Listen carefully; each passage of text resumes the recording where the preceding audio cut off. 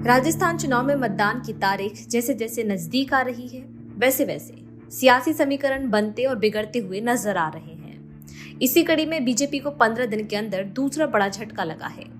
वसुंधरा राजे के समर्थक और बीजेपी अल्पसंख्यक प्रकोष्ठ के अध्यक्ष रहे अमीन पठान ने कांग्रेस का दामन थाम लिया है। अमीन पठान को सीएम अशोक गहलोत ने आज कांग्रेस ज्वाइन करवाई।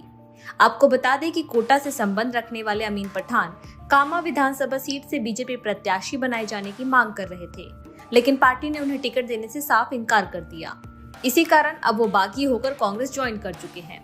कांग्रेस का हाथ थामने के बाद अमीन पठान ने बीजेपी को लेकर क्या कहा, पहले आपको ये बता देते हैं, फिर अमीन पठान की सियासी ताकत संग सियासी कुंडली की बात की जाएगी। लेकिन वो जो भाजपा थी जो हमने ज्वाइन की थी, वो अटल बिहारी वाजपेयी जी की नीतियों से, राष्ट्रवादी नीतियों से देश को जोड़ने वाला जो उनका मकसद था, नीतियां थी, भैरव सिंह शेखावत जी वाली, वसुंधरा जी वाली। लेकिन अब जो भाजपा दिख रही है, कहा गया कि सबका साथ, सबका विकास और सबका विश्वास। क्या आपको राजस्थान में दिख नहीं रहा कि 11% जो लोग हैं उनको नुमाइंदगी नहीं दी गई?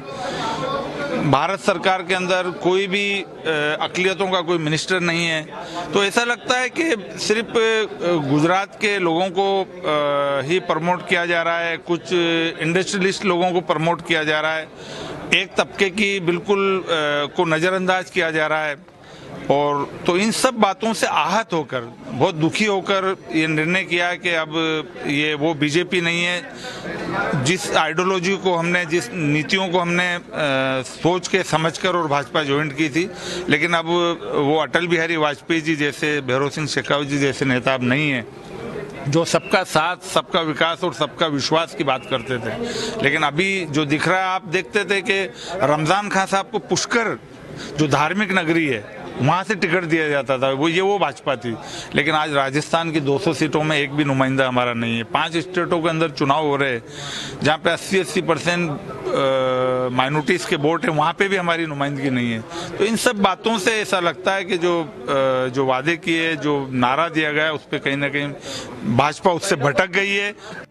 अमीन पठान ने बीजेपी छोड़ने की जो सबसे बड़ी वजह बताई, वो ये कि पार्टी में अल्पसंख्यकों की अनदेखी हो रही है।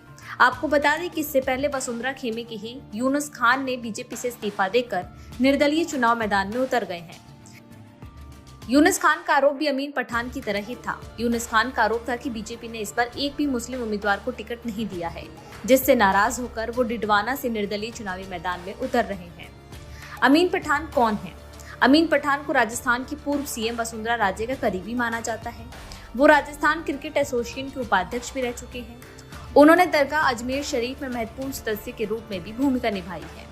अमीन पठान जिस कामा सीट से टिकट की मांग कर रहे थे, अब आपको सीट के बारे में भी बता देते हैं। 70 साल के इतिहास में सीट पर 40 साल तक कांग्रेस का कब्जा रहा है। 2018 में यहाँ से जाहिदा खान विधायक चुनी गई थी। जाहिदा खान अभी गहलोत सरकार में राज्य मंत्री हैं। जाहिदा खान 2008 में भी यहाँ से विधायक रही थी।